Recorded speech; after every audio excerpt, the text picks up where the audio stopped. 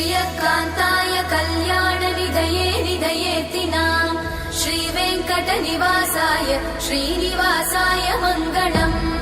Lakshmi सविभ्रमालोक सुभ्रूविभ्रमचक्षुषे